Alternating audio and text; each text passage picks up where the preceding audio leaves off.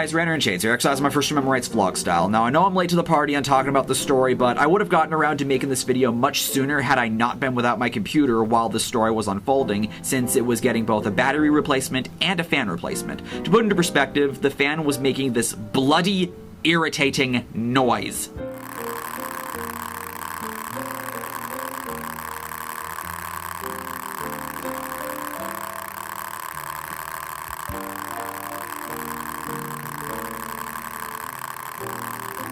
In the process of this repair, the lovely people at Apple told me that my hard drive failed again, so I had to go get data recovery similar to what I dealt with 4 years ago. Thankfully, the data recovery didn't take as long as it did back in 2014, and I ended up being told that I just had corrupt software and I didn't need a new hard drive after all. But nonetheless, everything's back up and running again, so let's jump into this story today, which, why not? Let's have this be part of the Crybabies of Rock series.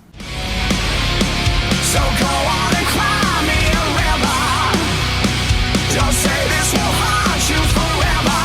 It never did. It never will.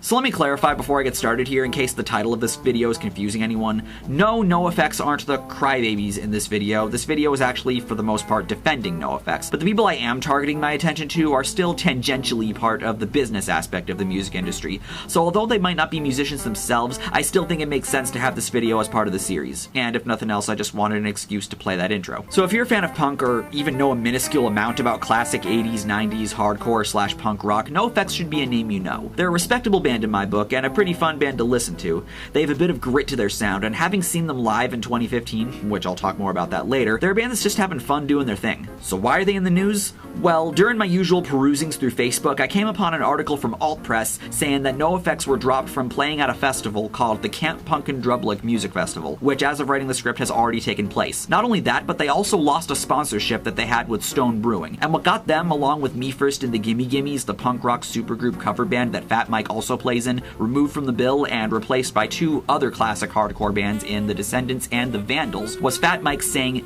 this at the Punk Rock and Bowling Music Festival in Las Vegas on Sunday, May 27th. We did it! Thank you. That was the Iron Maiden. Yeah. We played a song about Muslims. We didn't get shot. All right.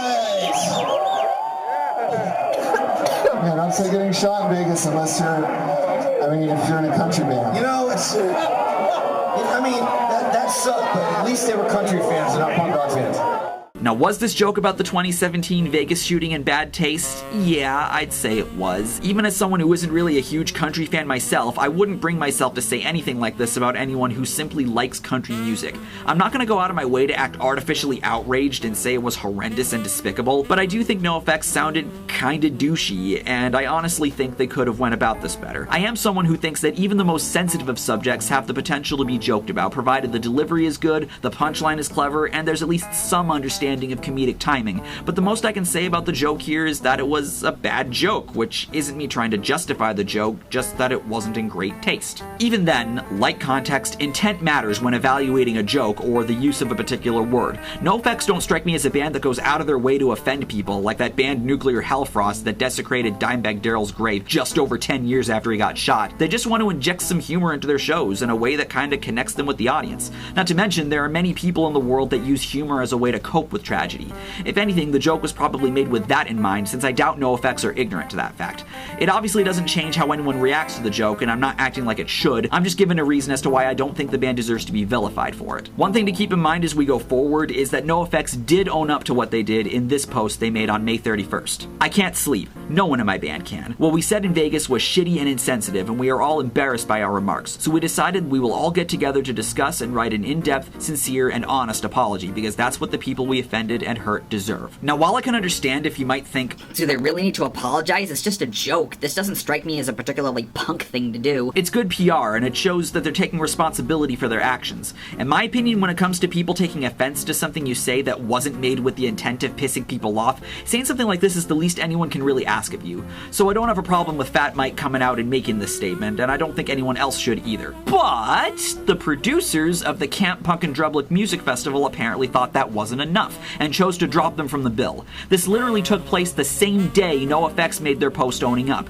and before anyone suspects that I'm messing up on the order of events, intentionally or otherwise, NOFX's post came roughly 2 hours before Camp Punk and Drublic's, so I have no reason to believe NOFX were damage controlling. Here's what their statement said. Camp Punk and Drublic Festival producers have announced that NOFX and Me First and the Gimme Gimmes featuring Fat Mike will not be performing at this weekend's festival at Legend Valley near Columbus, Ohio. They go on to say, while NOFX is known for their dark, uncomfortable humor, the festival producers of Camp Punk and Drublic are shocked and disappointed by the band's recent statements about the Route 91 Harvest Festival victims and country music bands. These statements do not reflect the feelings or views of the Camp Punk and Drublic Festival, its staff, and its sponsors. I really think that mention of their humor shot them in the foot there.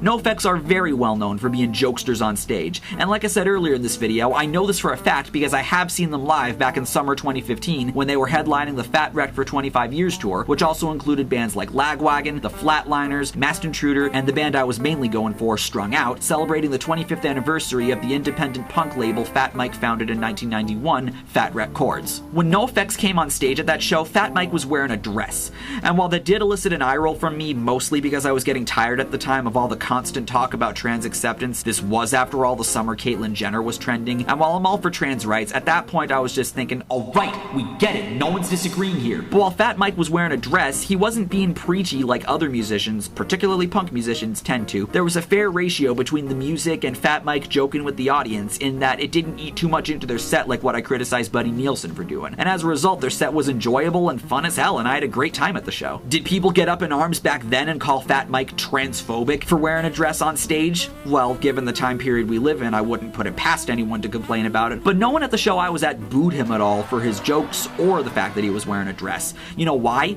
Because stuff like this is what NOFX are known to do during their sets. They're like a punk Steel Panther in that regard, since they're a band that likes to joke and improv on stage too. So given that that's the case, why all of a sudden now are people, let alone people behind the Camp Punk and Drublic Festival, taking such issue with this? It's shit like this that leads to people like Jerry Seinfeld fearing for their careers because of people playing joke police. Again, I'm not disagreeing that the joke was tacky, and I'm all for holding people accountable for their actions, but isn't this a bit much? Especially since, again, NOFX already owned up to what they did. It just comes off to me like they're being kicked while they're down. And I get that the festival is just trying to save face by cutting their associations with a band that's being painted as controversial so they don't look bad to sponsors. Sound familiar? But the most the Camp Punk and Drublic people should have done was just say, hey, we don't condone the actions taken by NOFX, but we're still fans and we're excited that they're playing here this weekend. They would have balls in my eyes if they did that.